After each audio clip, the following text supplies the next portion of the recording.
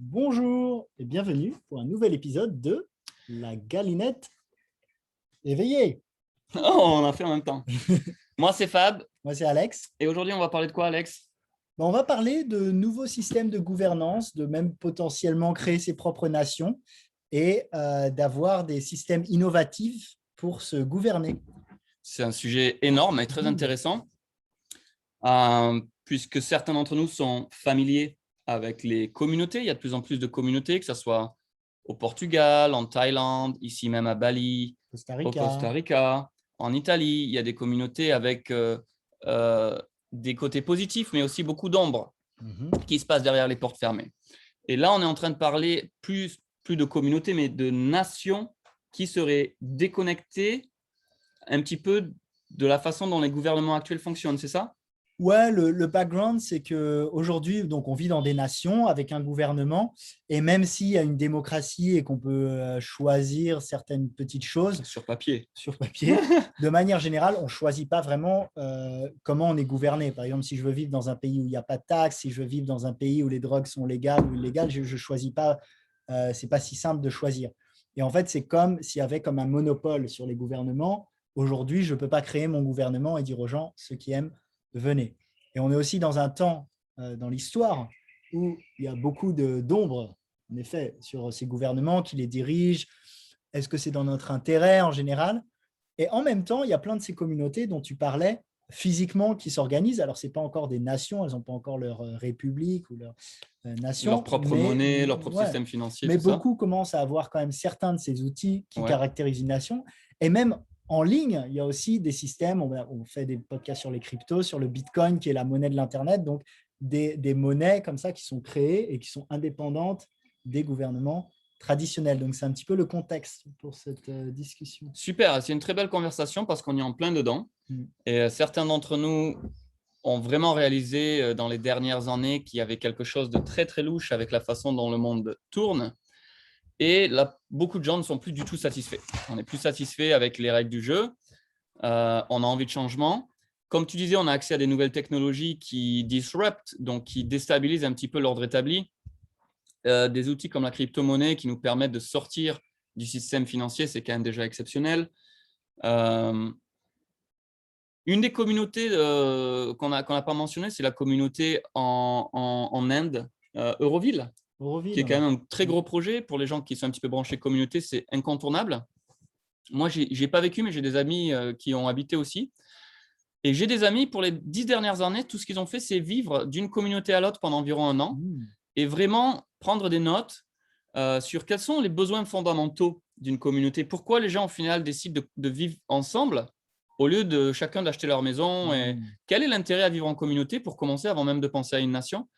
Et aussi, quelles sont les ombres, justement, ou les limitations de certains de ces modèles? Donc, je ne suis pas un expert sur le sujet, pas du tout.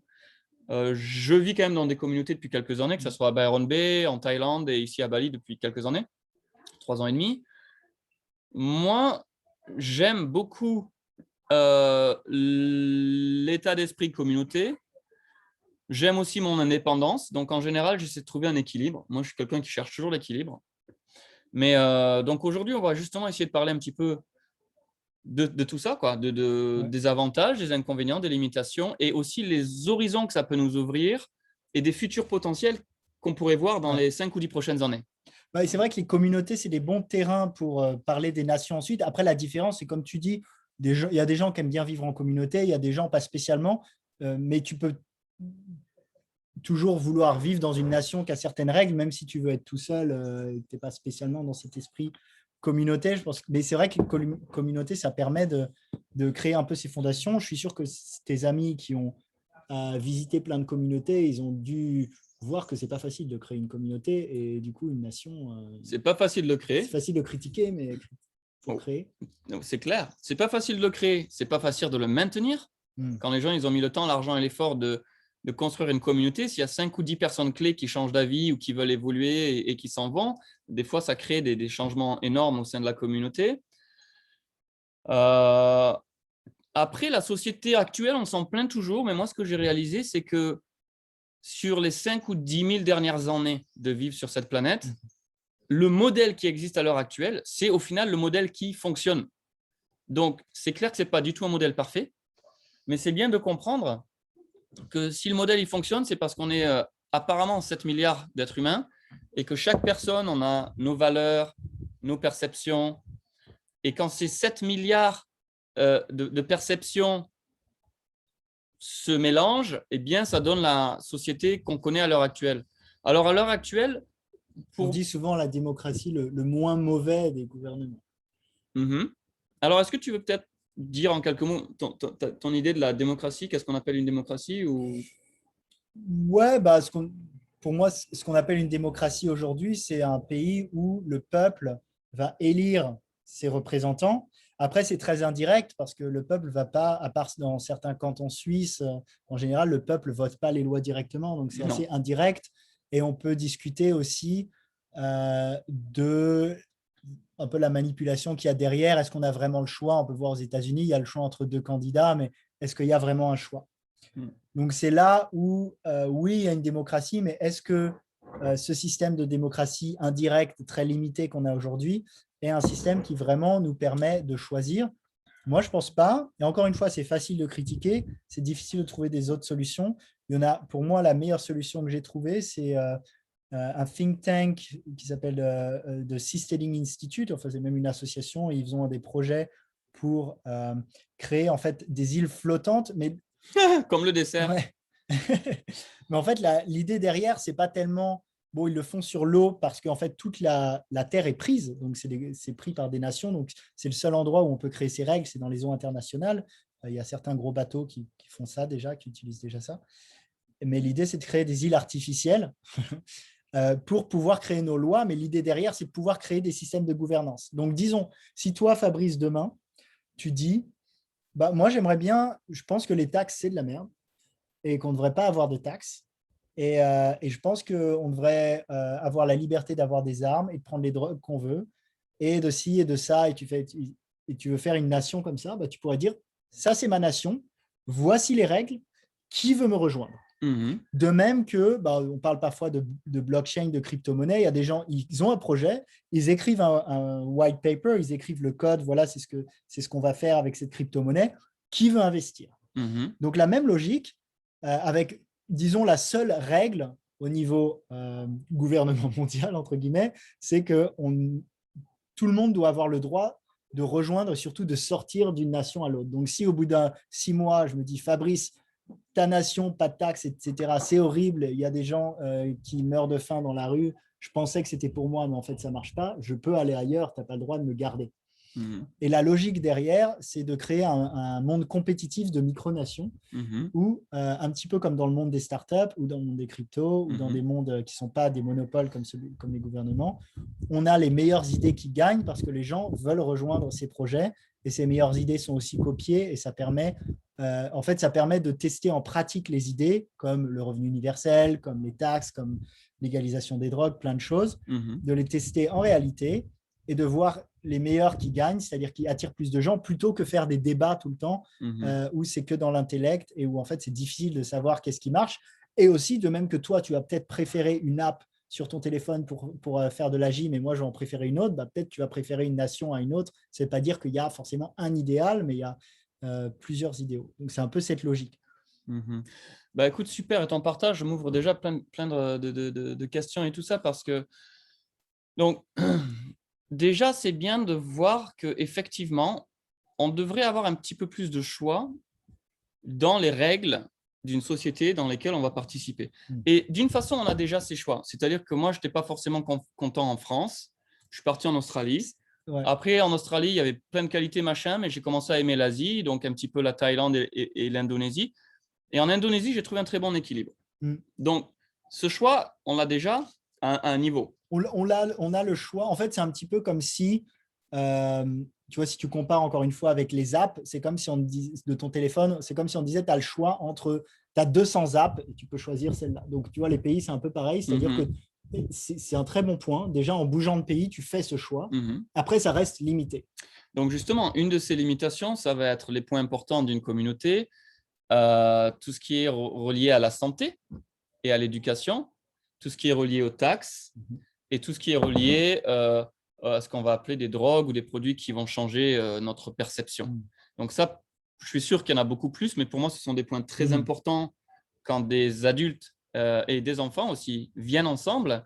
Pareil, la sexualité, quelles sont les vues sur tous ces sujets qui sont très, très importants au final. Et ensuite, même d'avoir un spectre où il y a peut-être des nations, où il y a des gouvernements qui vont être très faibles, qui vont avoir très peu par exemple, ne vont pas du tout parler de sexualité parce que si on est dans un gouvernement où le gouvernement n'a rien à voir avec ce que les gens font dans leur chambre. Donc, parfois, ça pourrait être des parties des lois et parfois même pas. Oui, mais en même temps, tu vois, dès qu'on rentre dans ces sujets, par exemple, la nudité. Si moi, j'ai envie d'être nu quand je vais dans une fontaine, une cascade ou quand je vais à la mer, sans aucune perversion, juste parce que j'ai envie de me connecter avec les éléments, est-ce que ça va être aligné avec cette société? Exactement. Quelque chose d'autre qui est super important pour moi, c'est bien sûr le système financier ou comment est-ce qu'on échange la valeur qu'on crée, notre créativité, comment est-ce qu'on l'échange, nos produits, nos services. Est-ce que c'est basé sur un monopole où un groupuscule d'individus peuvent continuer à imprimer de l'argent et à dévaluer mon travail et ma vie? Ou est-ce que, justement, par rapport à ces cryptos, puisqu'on est passionnés tous les deux de crypto, au contraire, c'est l'inverse, c'est-à-dire que le nombre de ces crypto-monnaies est limité et plus il y a de gens qui rentrent dans le système, plus ça grandit en valeur. Tu vois, c'est encore un point important. Le système financier, c'est quand même à la fondation d'une société ou d'une culture. Peu importe si on échange des coquillages ou si on échange du digital, quoi. Du coup, Fabrice, j'ai envie de te demander, toi là, s'il y avait des milliers et des milliers de possibilités de sociétés, tu pouvais créer tes propres règles ou rejoindre n'importe quelle société. Elle ressemble à quoi, cette société? Quelles sont les règles? Quelle est la bonne société? C'est ça que tu demandes? Ta bonne société. Ouais, bien sûr. Ben, écoute, tu me prends un peu au dépourvu avec la question. C'est quand même une question profonde. Mais dans ce que je partageais déjà, pour moi, je voudrais identifier assez vite. Donc, des valeurs simples, par exemple, pour moi, les taxes, d'être taxé entre 20 et 50% dans n'importe quelle société, pour moi, c'est ridicule. Pour moi, ça veut dire que le gouvernement est un parasite et qui vraiment, je travaille 1 an, ça veut dire que j'ai travaillé 6 mois pour un gouvernement. Ça dépend où va l'argent. Ouais, mais dans mes 37 ans de vie, j'ai très bien vu que tous les gouvernements se ressemblent plus ou moins et que la nature humaine est telle que les gens, ils aiment s'enrichir et qu'il y a toujours des ombres et des shadows et que… Justement, c'est là où tu pourrais peut-être penser qu'on pourrait créer des sociétés innovantes où il y a un modèle très transparent de redistribution et où du coup, la redistribution, on retrouve foi en la redistribution. D'accord, mais même à 50%, pour moi, je ne suis toujours pas d'accord. Je pense que les taxes ne devraient jamais être plus de 15% dans n'importe quelle nation dans laquelle on vit. Parce que 15% sur des milliers ou des millions de gens, tout de suite, il y a beaucoup d'argent. Après, ça dépend aussi, tu vois, si tu es dans une société où tu as les transports gratuits, les hôpitaux gratuits, l'éducation gratuite, là, tu as moins besoin de taxes. Très bon si point. tu dois payer, donc c'est pour ça aussi il y a des vues différentes où finalement un pays qui aurait moins de taxes, mais où tout est gratuit, tu vois, c'est peut-être différent aussi. Alors, très bon point. Par contre, je vais partager avec vous un des points fondamentaux. Pardon pour finir là-dessus. Donc, pour moi, par exemple, je me dirais, OK, peu de taxes, mais parce que si l'éducation est gratuite, si les hôpitaux sont gratuits, si les transports sont gratuits, dans ce cas-là, oui. Mais par contre, on pourrait penser, non, moi, je veux un truc où les gens choisissent où ils mettent leur argent, donc les choses ne sont pas gratuites, même l'éducation et les hôpitaux. Mais par contre, il y a plus de taxes. Voilà. Ou l'inverse, vice-versa. Moi, déjà, une de mes valeurs fondamentales, c'est self-empowerment. Donc, moi, je n'aime pas les systèmes où il y a des espèces de gens qui dominent les autres, que ce soit un président ou un ministre, ou que ce soit une espèce de prêtre, ou que ce soit une espèce de gourou, peu importe. Je n'aime pas ce genre de modèle. Je préfère une société qui incentivise les êtres à se développer. Et une société, en fait, le seul rôle de cette société que j'envisionne, c'est d'offrir aux gens les outils et les ressources nécessaires pour que ces gens-là puissent s'élever dans leur conscience et se réaliser. Et ça peut paraître idéaliste pour certaines personnes, mais moi, ce que je vois, c'est que si on était un groupe, même d'une centaine, mais si on est quelques milliers de gens où tout le contexte de la société, c'est de nous soutenir dans notre développement, je pense que cette société serait tellement brillante, non, en plus par les inventions, par le niveau d'entraide et d'amour et de transparency, tout ça, tu vois. Donc, pour moi, ça va être une valeur très, très essentielle. C'est justement de rééquilibrer ce que je vois dans le monde qui ne marche pas, c'est-à-dire où les gens qui sont dans le pouvoir, ils en veulent plus et ils prennent de plus en plus de responsabilités, ils prennent les gens en charge. Par exemple, moi, dans une société moderne, je ne mettrais pas trop de focus sur le système médical. Et ça va en choquer certains d'entre vous, mais par rapport à mon mode de vie, j'ai réalisé il y a longtemps que si on se prend en charge au quotidien avec ce qu'on mange, ce qu'on ne mange pas, faire du sport, gérer ses niveaux de stress, demander de l'aide à la communauté quand on a besoin de support mental et émotionnel, si on met en place toutes ces habitudes, en fait, le corps ne va pas se détériorer autant que si on vit des modes complètement déconnectés et très stressés. Donc, j'aime quand même la médecine moderne, je ne veux pas cracher dessus. Dans des cas très extrêmes, il y a des médecines synthétiques qui peuvent nous aider, des antibiotiques avec des infections très avancées, par exemple, ou des chirurgies, quelqu'un qui a un accident de voiture, de moto, qui se casse le bras, il peut aller sur une table d'opération, se faire réparer son bras et tout ça. Il y a des côtés positifs, mais en règle générale, je diminuerai par au moins 60 à 80% les ressources dans ce secteur-là. Tu vois, c'est une idée. Moi, je veux mettre le point en avant pour que les gens s'éveillent. Mais là, déjà, tu vois, tu es quand même dans… Tu pourrais faire ça si tu étais président de cette nation, par exemple, mais quel est le système derrière aussi de choix des gens? Comment est-ce que les gens choisissent de faire ça, tu vois? Choisissent de faire quoi? Ça, ce serait… Par exemple, mettre moins d'argent, ça veut déjà dire qu'il y a quand même une centralisation du budget d'une certaine façon. De toute façon, il y aura toujours un côté centralisé et un côté décentralisé. Parce que la polarité, elle s'exprime dans tout, à tous les niveaux. Donc, c'est un peu ridicule d'imaginer qu'on peut demain vivre dans un monde complètement décentralisé et qu'il n'y aura pas de centralisation. On voit ça même avec Internet à un certain niveau. Donc, c'est-à-dire qu'Internet, c'est ouvert et c'est accessible à des milliards de personnes. Mais au niveau technologique, il y a quand même des besoins pour que Internet fonctionne. Et certains de ces besoins, que ce soit de l'électricité ou du storage, c'est quand même relativement centralisé. Donc, on est dans un processus constant où on raffine notre conscience et les outils qui sont au final une extension de notre niveau de conscience.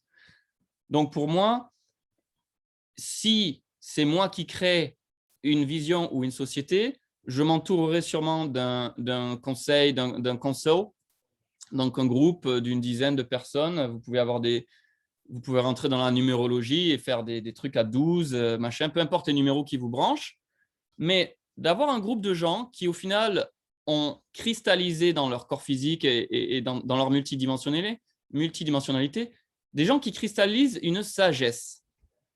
Voilà. Donc, s'il y a quelqu'un qui est vraiment très sain physiquement, il devrait être sur le panel des gens et ça va être un guide qui va parler dans ce secteur en particulier. S'il y a des gens qui sont très intelligents avec les business, les systèmes, la création de valeur, cette personne devrait être au panel. Ouais, voilà. Mais là, par exemple, je vais te dire, très bien, on met Bill Gates dans ce panel alors. Pourquoi? Parce qu'il y a plein de gens qui pensent que c'est un bon businessman. Oui, mais il ne faut pas partir d'une polarité à l'autre. Si c'est moi qui crée ma communauté, c'est très évident que Bill Gates ne sera pas au panel.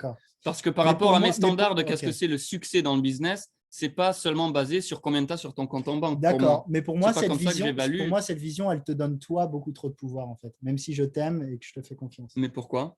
Parce que tu choisis de dire qui est le bon businessman, qui est la personne en santé. Il y a toujours des… mais non, au contraire, c'est les premières personnes qui rentrent ensemble qui sélectionneront la vérité de quel est le cadeau particulier de cette personne. S'il y a quelqu'un qui est très, très bon en sport et qui est très athlétique et qui peut bouger son corps d'une façon où 90% des gens dans la communauté ne peuvent pas bouger son corps, bien sûr que c'est lui qui devrait être l'expert ou le guide dans ce segment particulier de la société. Maintenant, le problème que je vois dans la société moderne, c'est que les gens se battent pour de la reconnaissance qui ne se donnent pas à eux-mêmes. Et donc, on a tous ces faux experts qui essaient de se tirer la couette pour être vus, mais en fait, c'est assez simple au final de voir. Quand les gens ils peuvent voir où est-ce que tu en es. Pareil, je vais reprendre Bill Gates, il est multimilliardaire, il a créé Microsoft. Donc, moi, si quelqu'un dit ça devrait être lui en partie business, Ben, Si ça tu sera juges une autre la... nation. Ça Ouais. sera une autre nation. Ok. Parce que Donc, pour en gros, moi, la nation Fabrice, c'est on est d'accord avec toi.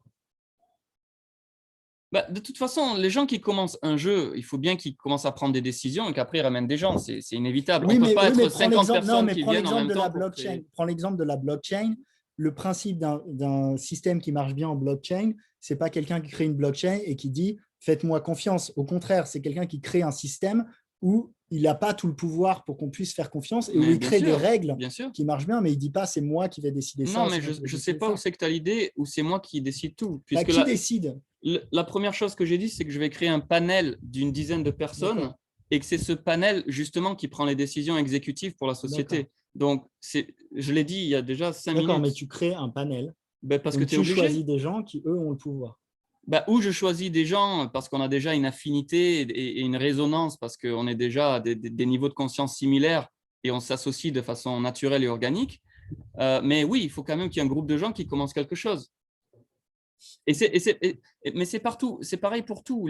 Non, par exemple, moi j'aime beaucoup les concepts de démocratie liquide, où tu n'as pas forcément une personne, ce n'est pas une vision qui part du haut et qui ensuite descend vers le bas, mais où tu dis les citoyens, sur certaines choses, ils vont dire à qui ils donnent leur vote et les votes remontent comme ça. Donc, par exemple, moi, je sais que tu es très qualifié sur un sujet. Par exemple, la finance, tu t'y connais bien. Je dis, bah, moi, je fais confiance à Fabrice, tu as mon vote. Et tu as peut-être 2000 personnes qui ont ton vote, mais qui peuvent les retirer à n'importe quel moment. Mais comment tu proposes à ces gens de voter si tu n'as pas encore une vision avec un squelette à proposer à ces gens? Comment tu commences ta communauté, du coup? Le squelette de la communauté, c'est un petit peu, encore une fois, l'analogie de la blockchain, c'est de créer un système plutôt que commencer par des gens. Donc, par exemple, quand tu crées une blockchain, le système de gouvernance, tu vas dire c'est ça. Et ensuite, il y a les gens qui rentrent dedans et qui ont de la gouvernance en entrant dedans. Et ensuite la chose bouge comme ça. Mais quand tu crées… je ne connais pas tellement bien dans la blockchain, mais pour moi, un projet qui m'intéresse, ce n'est pas quelqu'un qui dit on est les top 10 développeurs et du coup, le projet, c'est que c'est nous qui allons choisir parce qu'on est les meilleurs à ça. Tu vois, ils vont faire un système, mais qui va bouger et où, en fait, dans les règles du système, c'est juste. Bah, moi, je suis peut-être un peu old school, mais je pense que les êtres humains devraient être récompensés quand ils deviennent bons et très bons à quelque chose. Donc, les êtres humains devraient être récompensés pour l'excellence. Ça, c'est une valeur un peu old school, mais qui se perd. Et du coup, comme je te dis, les gens partent en Thaïlande pendant 2 semaines, ils prennent un petit cours de tantra, ils reviennent en Europe et ça y est, ils créent un petit Instagram, un machin, ce sont des tantra experts. Et c'est des gens qui, au final, ils sont juste un workshop ahead. Il n'y a pas d'expertise, il n'y a pas de sagesse derrière. Moi, je ne suis pas fan de ce modèle-là. Je pense que les gens devraient être récompensés pour leur vérité. Ouais, mais on voit les dérives du modèle expertise. On le voit avec les médecins qui, oui, font 8 ans d'école et du coup sont les experts. Moi, je sais, j'ai les mêmes discussions avec ma mère où elle me dit ah oui, bah, pourquoi tu écoutes Fabrice pour la médecine ou pour la santé alors qu'il y a des gens qui ont fait 8 ans, qui ont des doctorats, des choses comme ça. Mais on voit bien la perversion aussi parfois de ces systèmes. Donc, je ne dis pas que c'est simple. Mais ce n'est pas simple du tout, c'est pour ça qu'on est où on en est. Et justement, c'est une très bonne conversation qu'on voit ça, parce que le principe de pouvoir créer sa nation, c'est par exemple, peut-être Fabrice crée sa nation avec ça, et les gens qui veulent rejoignent ça, et disons peut-être tu commences ta nation même avec 200 personnes, ce ne serait pas forcément dans cette idée. Et on voit très bien si ça marche, si les gens commencent à s'engueuler et que ça ne marche pas du tout, etc. Les gens vont partir, les gens, on va le savoir, donc les gens aussi vont être moins inspirés par cette communauté, alors que si ça marche très bien, il y a de plus en plus de gens qui viennent, et ensuite, moi, je vais peut-être regarder ça, et je vais dire, ah, c'est vraiment bien comme nation, je vais juste changer un petit truc, et je vais créer ma nation un peu dans le même genre, mais différemment, et peut-être 1000 autres personnes font ça, tu vois. Et à l'inverse, moi, peut-être, j'ai envie de dire, bah non, moi, je préfère un truc beaucoup plus fluide, où il n'y a pas vraiment… de représentants au départ, mais où on crée des règles de base où les représentants émergent grâce à un système de démocratie liquide. Et peut-être ça marche trop bien, il y a plein de gens qui copient ça, ou peut-être ça ne marche pas du tout. Mais on voit très bien que c'est assez compliqué d'imaginer qu'est-ce qui va marcher en discutant comme ça, alors que si on avait l'occasion de tester ça, ce serait incroyable. Et du coup, moi, c'est ça qui me passionne, c'est de pouvoir tester. Et aujourd'hui, on ne peut pas vraiment. Si, parce qu'au final, depuis Osho et toutes ces communautés avec 50 ou 60 000 personnes qui ont vécu, ça fait quand même une quarantaine d'années que les communautés existent. Avant les communautés, on avait ce qu'on appelait des tribus, que ce soit en Amérique centrale, au Brésil, en Australie. Donc, on a beaucoup de modèles, même en Inde. Oui, mais on a beaucoup de modèles, si en tu fait. veux aller à Auroville, tu dois quand même avoir ton visa. Aujourd'hui, si tu veux voyager, tu dois quand même passer par l'aéroport international. Donc, ça fait quand même partie de l'Inde et tu dois respecter les lois de l'Inde. Ce n'est pas non plus une nation autonome. Ce n'est pas une nation autonome, pas encore, mais bon, c'est un landscape qui change constamment. Après, justement, pour rester sur le sujet, on peut voir que c'est déjà difficile pour deux personnes déjà de s'entendre. Alors, même dans une famille, je challenge n'importe quel parent dans cette audience de me dire que toute la famille peut toujours s'entendre sur tous les sujets. Bien sûr, c'est ridicule, ça n'existe pas. Donc, ça sera toujours pareil pour une communauté et encore plus pour une nation. Donc, la polarité s'exprime à tous les niveaux. Il y a des gens qui sont pour, il y a des gens qui sont contre. Il y a des gens qui sont aux États-Unis, c'est les démocrates et les républicains, machin. Les équipes de foot, c'est Paris et Marseille, et ça ne s'arrête jamais. Mais il faut sortir de cette mentalité dualistique où, quand on rentre dans la co-création, c'est ça, on co-crée, on crée en pluralité. Donc, c'est des gens qui ont déjà réalisé l'avantage d'être au-delà de leur personnalité et qui comprennent l'avantage de l'unité d'une communauté. Et beaucoup d'avantages d'ailleurs. Donc ça, en soi, ça demande beaucoup de sagesse. Et comme tu le dis, il y aura plein de petits modèles qui vont se créer, qui se sont créés depuis 40 ans, ça continue de plus en plus. Au bout d'un moment, il va y avoir des modèles effectivement où l'énergie qui est créée dans ces sociétés va attirer toutes les personnes qui sont un match vibratoire. Donc, si quelqu'un, tout ce qu'ils ont envie de faire, c'est, j'en sais rien, moi, prendre de l'acide et sex, drug and rock and roll, machin, ces gens-là vont se retrouver ensemble, ils vont avoir ces expériences. Et puis, s'il y a d'autres gens, leur valeur, c'est faire du jeûne, faire de la méditation. Donc, les gens vont s'organiser naturellement par préférence, tu vois. Mais après, moi, ce qui m'intéresse aussi à travers ces nations, c'est pas forcément juste de créer des nations où les gens qui appartiennent à une nation font exactement la même chose, comme tu irais à juste faire une activité. C'est aussi créer des nations, justement, où des gens peuvent cohabiter avec des habitudes assez différentes. Par exemple, même un exemple, genre Burning Man, il y a des gens qui vont à Burning Man pour prendre beaucoup de drogue, il y en a des gens qui vont pour l'art, il y a des gens qui vont pour des discussions plus intellectuelles. Et encore, ça reste assez... mais ce serait de créer une nation où tu pourrais créer des nations où il y a peut-être une nation où il y aurait des gens qui, je ne sais pas, où tu pourrais te droguer le week-end et aller à tel endroit et en même temps avoir tes enfants à l'école. Enfin, tu vois, genre aussi combiner. Mais ça existe déjà partout. Moi, ce que j'aime bien ici, moi, ce que j'aime bien ici à Ubud, par exemple, c'est que je trouve qu'il y a des gens très différents aussi. Et tu rencontres des gens très différents, mais qui coexistent de façon très bien ensemble. Donc, juste pour dire que pour moi, faire des micronations différentes, ça va pas non plus forcément attirer des gens qui vont faire les mêmes activités, mais qui ont quelque chose parfois peut-être même de plus profond sur lesquels, des valeurs sur lesquelles ils s'accordent.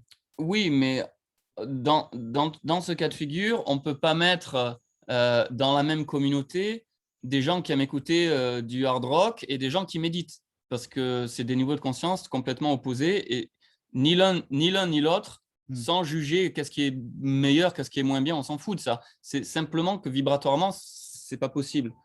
Donc, au final, la vibration, elle va toujours s'équilibrer au milieu, tu vois.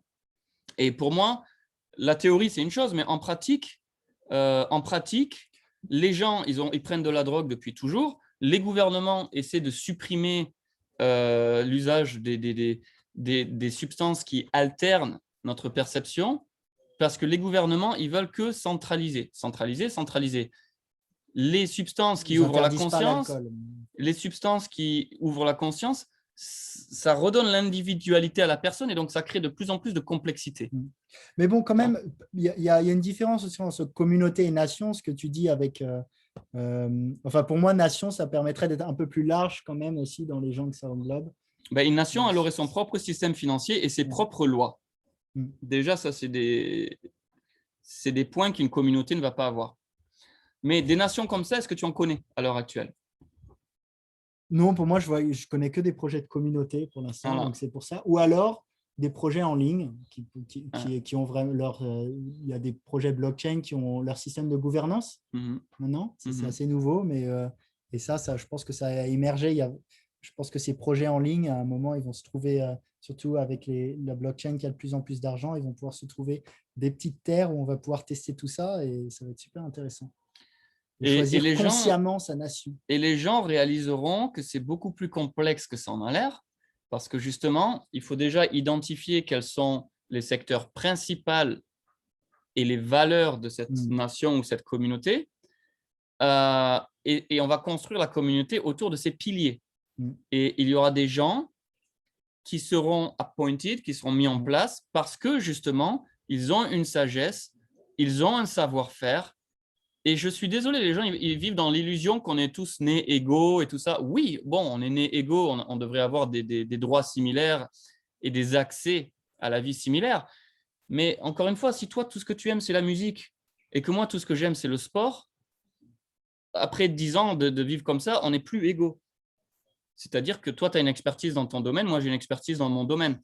Et c'est à travers cette expertise, au final, qu'on va condenser la sagesse et pouvoir créer des programmes d'éducation où on se dit, ça a de la valeur, ça devrait être dans le curriculum, tu vois, machin. Mais pour moi, l'idée de base, c'est de rendre le pouvoir aux gens. Ou une nation où les gens choisissent leur école et il y a des curriculums différents. Moi, j'ai des amis ici qui mettent leurs enfants dans des homeschool ou même qui ont des systèmes tout à fait différents. Ouais. Donc, encore une fois, peut-être, mais c'est un système de pensée un peu à l'ancienne où tu as top-down, un gouvernement qui dit ça, c'est ce que tous les enfants vont apprendre. Pourquoi pas, mais il y a aussi des façons alternatives. De toute façon, c'est un équilibre parce qu'on ne va pas passer d'un système trop centralisé à un système trop centralisé. À quoi ça ressemblerait un système où tout le monde peut faire ce qu'ils veulent? Ça existe déjà si tu vas en Afrique ou en Inde, dans certains pays. Tu as des gens qui essaient de créer une famille et d'envoyer leurs enfants à l'école. Et puis, de l'autre côté, tu as des gens qui n'ont pas du tout ces valeurs-là, qui sont perdus dans la violence, dans la drogue, qui ont des armes. Et ça marche et ça marche pas en même temps, tu vois. Mais tout ça, ça existe déjà. C'est déjà là sur la planète, en fait. Moi, ce qui me plaît, c'est de nous éveiller sur l'importance de la collaboration et même à un step encore plus avancé, c'est de se dire que la conscience, elle va passer d'une conscience planétaire à une conscience galactique. Et ça, bon, c'est un peu science-fiction peut-être pour certains qui nous écoutent, mais moi, je me dis que dans 3 ans, 5 ans, 10 ans, sur notre planète. Eh bien, dans 3 ans, 5 ans, 10 ans, quand les technologies seront présentes, on va effectivement pouvoir commencer à sortir de ce monde qu'on connaît et étendre nos horizons et se souvenir qu'effectivement, enfin, quand on regarde les étoiles, il y a beaucoup d'endroits où on pourrait potentiellement aller, si c'est une possibilité, parce que moi, je ne suis pas encore convaincu qu'on ne soit jamais sorti, qu'on ne soit jamais allé poser le pied sur la Lune, et ça ne va pas faire plaisir à tout le monde, mais je m'en fous. J'ai fait mes recherches pendant plein d'années. La Lune, elle existe parce que je la vois. Mais après, qu'est-ce que c'est, les distances, tu vois, moi, je sais très bien que pour moi, c'est un petit film Hollywood. Voilà, je vais le mettre dans nos podcasts, comme ça, les gens qui ne peuvent plus me sentir à propos de ça, au moins, voilà, ça va équilibrer les gens qui doivent rester dans le podcast pour moi et pour toi, et puis les gens qui vont nous discriminer pour nos opinions. Mais encore une fois, je n'ai pas ces réponses et j'aime bien partager ma sagesse que j'ai vécue, que j'ai réalisée de l'intérieur. La plupart d'entre nous dans la société, on lit un livre, on regarde un documentaire, on s'approprie les idées de quelqu'un d'autre, d'un Bouddha, d'un Christ, d'un Mohamed, j'en sais rien. Okay. On s'approprie les idées intellectuelles de quelqu'un d'autre et on les régurgite. Eh bien, le rapport avec une nation, c'est qu'il va falloir que tu choisisses des gens qui sont dans une vibration similaire pour cohabiter. Et il va falloir établir les fondations et les valeurs de cette communauté avant de la créer. Voilà. Donc, tu m'as demandé mes valeurs. Peut-être tu veux partager quelles sont tes valeurs et quel genre à quoi ressemblerait ta communauté? Ouais, intéressant. Alors, pour moi, des valeurs, beaucoup liberté, ce serait une des fondations. Donc, tu te sens pas libre à Bali? J'ai pas la liberté. Par exemple, il y a des policiers qui peuvent me demander de mettre un masque. J'ai un ami qui doit fermer une communauté parce qu'il doit vacciner ses employés, des choses comme ça. Donc, En général, plutôt, mais il y a quand même des petites limitations, je trouve. Mais tu penses que c'est possible un modèle de vie commune où il n'y a aucune structure et aucune limitation? Non. Non, moi non plus. Non, mais je pense que c'est bien de pouvoir choisir le plus possible quelque chose qui est aligne avec nos valeurs. Donc, encore une fois, liberté. On va prendre, je ne sais pas, les drogues, par exemple. Moi, je suis plutôt. Bon, après, c'est toujours pareil, il y a un curseur et ce n'est pas tout noir ou blanc, mais je suis quand même plutôt en faveur de laisser les gens expérimenter avec les drogues qu'ils ont envie. Bah, même le mot drogue, de toute façon, c'est une Oui. perversion. Parce que tu as raison, on est des êtres adultes et on devrait avoir le choix de changer notre conscience si on en a envie. Donc, on devrait avoir ce choix-là. Donc, liberté pour ça et sur. Ouais, après, bon, mais en général, plus de liberté. Bah, évidemment, liberté d'expression, mais ça, c'est remis en cause dans pas mal de pays. Liberté de speech, tu veux dire ouais. quoi par liberté d'expression?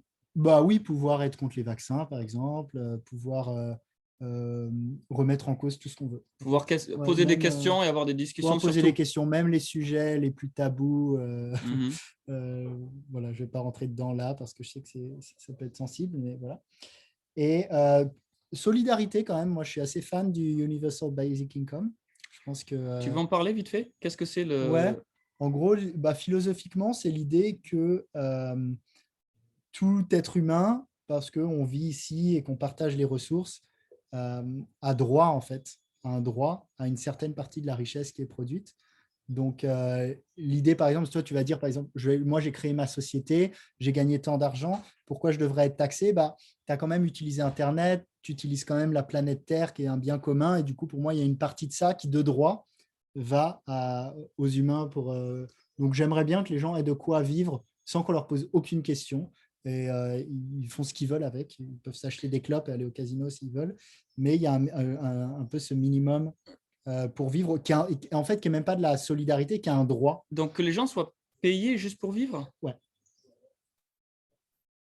Et, pour moi, et ça n'aurait pas d'importance s'il y a des gens qui travaillent dans un sens, qui créent de la valeur, qui créent des produits, des services, des trucs, et s'il y a des gens qui dorment toute la journée et qui regardent Netflix, et ils devraient être récompensés de la même façon? Bah non, alors tu n'as pas écouté ce que j'ai dit. Non, c'est une question ouverte ça, pour justement c'est plus établir. la logique communiste.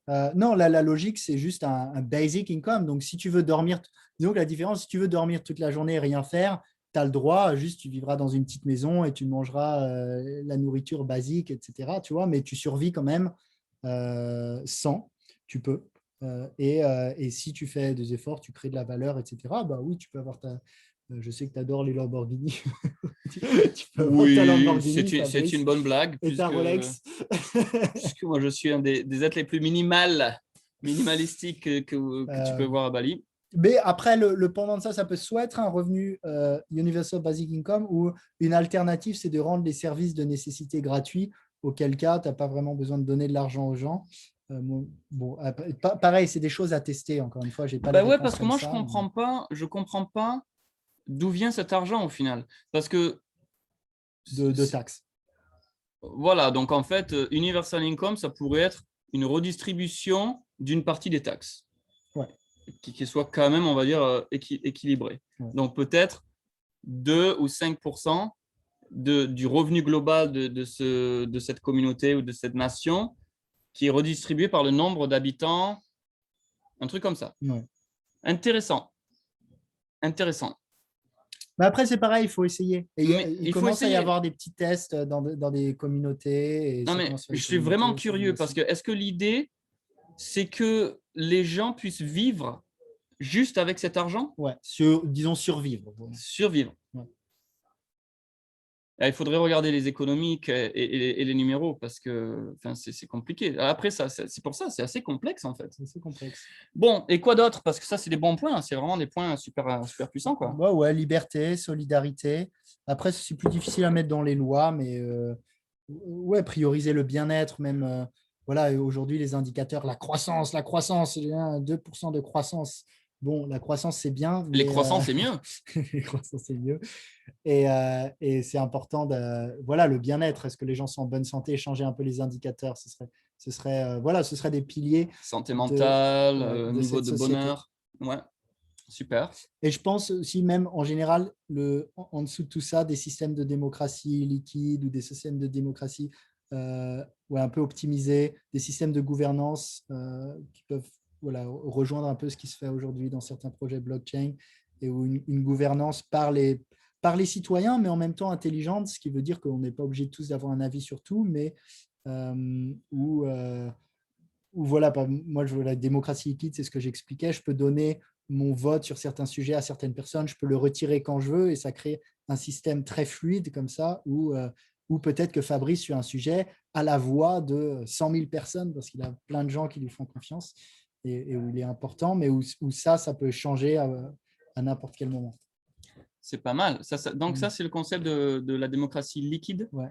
Donc, ça marcherait bien avec la blockchain, ça, par exemple. Mais de toute façon, ces projets, avant d'être testés dans des nations, parce qu'aujourd'hui, on n'a pas accès quand même à créer des nations entières, enfin, c'est un peu des systèmes de nations. Les tokens de gouvernance, aujourd'hui, c'est le sandbox, c'est le bac à sable de voir… Et en gros, ce dont on parle avec Nation, c'est ce qui va arriver avec ces projets de gouvernance blockchain, c'est que ceux qui ont mis des mauvais projets de gouvernance ou qui sont trop centralisés, ou peut-être trop décentralisés, ou trop sérieux, ou mal faits, ils vont mourir. Ceux qui sont bons, ils vont avoir plus d'importance, ils vont être copiés par des nouvelles générations, etc. Et du coup, la blockchain va donner une bonne idée, au moins pour les projets en ligne, de qu'est-ce qu'est une bonne gouvernance. Il y aura des petites adaptations à faire, mais j'espère que ça va être fait au niveau des nations aussi rapidement. Mais ça, c'est extraordinaire ce que tu partages, Alex, parce que ça met encore une fois en perspective le pouvoir qui émerge avec l'invention et l'adoption de la technologie blockchain. Parce que ça va changer le paysage du monde d'une façon… Enfin, ça fait 200 ans qu'on n'a jamais vu ça, en fait. Enfin, on n'a jamais vu ça. Point barre. Donc là, ce qu'on est en train d'expliquer, c'est que nous, on a des opinions que… moi, en tout cas, je ne peux pas te mettre dans le ballot, mais j'ai 37 ans, je n'ai jamais voté. Depuis que j'ai 18 ans, j'ai réalisé que pour moi, c'était du théâtre, la politique.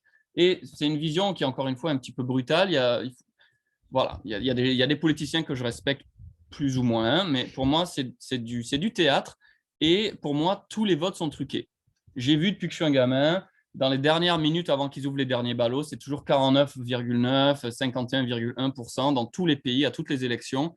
Et là encore, cette année, aux États-Unis, on a vu qu'il y avait effectivement des preuves qui sont undeniable, où les élections, en fait, les présidents sont déjà choisis en avance et les gens n'ont pas de voix. Avec la blockchain, ça va tout changer parce que à partir du moment où les gens ont un téléphone et donc une identité digitale, d'où l'importance d'être les owners de cette identité digitale. Donc d'être d'un clearphone. Et d'un clearphone, mais je vais le brancher parce que pour moi, c'est un outil qui va nous aider à transitionner dans ce nouveau monde. Si on est en charge de notre identité digitale et qu'on participe sur la blockchain à un système de vote, bon, il y a 1000 personnes dans cette communauté. On peut voir sur le cahier des comptes ouvert et transparent et accessible à tous, Alex a voté ce jour-là, il a voté ça. Fabrice a voté ce jour-là, il a voté ça. Et là, tout d'un coup, eh bien, il y a un vrai pouvoir de vote et il y a une vraie démocratie qui émerge. Ce qui pose un autre problème, parce que je pense que dans les systèmes de gouvernance blockchain, tu peux faire aussi des systèmes privés, parce qu'en soi, on ne veut aussi pas forcément que tout le monde puisse voir ton vote. Ben, au contraire, le bulletin secret a été inventé pour pas qu'il y ait de pression. Ouais, ben moi je trouve que ça c'est ridicule parce que si les gens ne peuvent pas assumer leur choix et qu'ils ont besoin de se cacher par rapport à leurs opinions, c'est pas une société saine. Ce sera une autre histoire, mais peut-être du coup, il y aura une nation avec des bulletins secrets et une nation avec des bulletins publics. Ben moi, on verra ce que ça crée. Tu vois, encore une fois, j'ai pas envie de dire un ou l'autre a raison. D'ailleurs, tu parlais de blockchain, c'est intéressant. Par exemple, Ethereum, bon, ça va être un tout petit peu technique, mais voilà, ils font des changements sur leur algorithme. Il y a une évolution qui se crée. Ils ont un système de gouvernance aussi décentralisé et ils se mettent d'accord. Il y a des évolutions qui sont créées. Je ne sais pas exactement comment ça marche, mais des réseaux de centaines de milliards de dollars avec des millions et des millions de participants qui peuvent changer les règles au fur et à mesure avec des systèmes de gouvernance. Ouais, le consensus. Il faut un consensus. Mais pour finaliser un consensus, tout le monde tu vas pas demander aux millions de gens d'être d'accord. Enfin, je sais pas ce que tu appelles consensus dans ce cas-là, mais tout le monde va pas être d'accord, mais il y a quand même quelque chose qui va émerger de ça. Tout le monde va pas être d'accord et même intéressé. Il y a des gens, ils s'en foutent en fait. Ouais. Mais pour reprendre le point et peut-être finir, parce que là, on a quand même On a fait des très bons points sur Déjà, le sujet, Alex. Pas assez. Ouais, je me demandais si ça allait bien flower et c'était du flow, c'était beau. Donc, juste avant, on parlait de quoi là? Juste avant d'interjecter Ethereum? On parlait des bulletins secrets. Des bulletins secrets. Donc, encore une fois, dans le monde que je vois dans le futur, moi, je vois des rois, des reines, des gens qui ont fait tout le travail des shadow work, qui n'ont plus de honte, qui n'ont plus de contraction par rapport à leur vérité. Des gens qui sont dans leur pouvoir, des gens qui expriment leur vérité sans avoir peur d'être battus et tabassés et jugés et rejetés par leur communauté. Parce qu'il y a un agreement collectif, il y a un accord collectif où on respecte la vérité de chacun. Voilà, donc pour moi, c'est un petit peu idéalistique à un niveau, mais en même temps, t'imagines de vivre dans un monde où on a besoin de cacher nos opinions? C'est bizarre pour moi.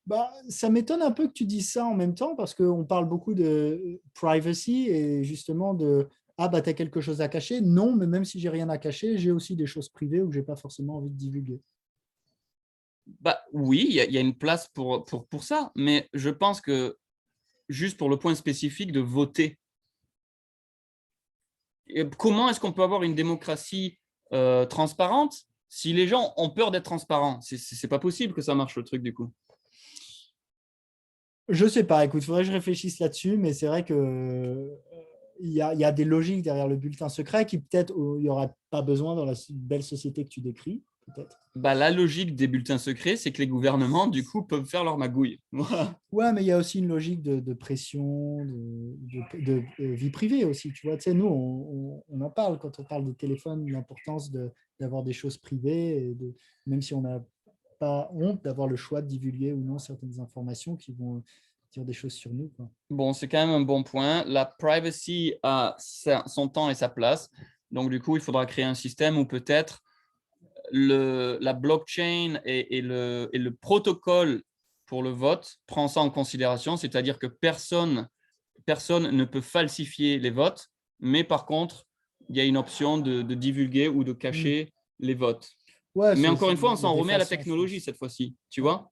C'est pour ça qu'on a besoin de la technologie, parce que notre nature humaine, des fois, on arrive à des limitations, on est super proches, on a des très bons amis, et sur un sujet aussi simple que cette petite conversation qu'on a ouverte aujourd'hui, on peut voir que tes valeurs et tes réponses vont être différentes des miennes et qu'on est tous les deux, on a tous les deux raison en fait.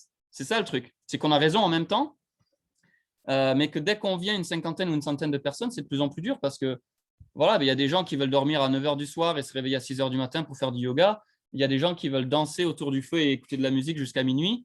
Et c'est ça, en fait, au final, être une société, c'est de trouver une harmonie. C'est beau. C'est pas mal. C'était intéressant d'avoir cette discussion avec toi. Ouais, bon chat. Ça m'a fait super plaisir. Donc, en tout cas, la santé, tu diras à ta maman que je suis en très bonne santé. On a la langue jaune. Et voilà. Pourquoi Parce que nous, dans notre communauté, on est la communauté des gens à la langue jaune. En tout cas, merci beaucoup pour ce partage. C'est très enrichissant et j'espère que notre audience aura aussi pris son pied, si je peux me permettre. Allez, des bisous. À bientôt. Salut.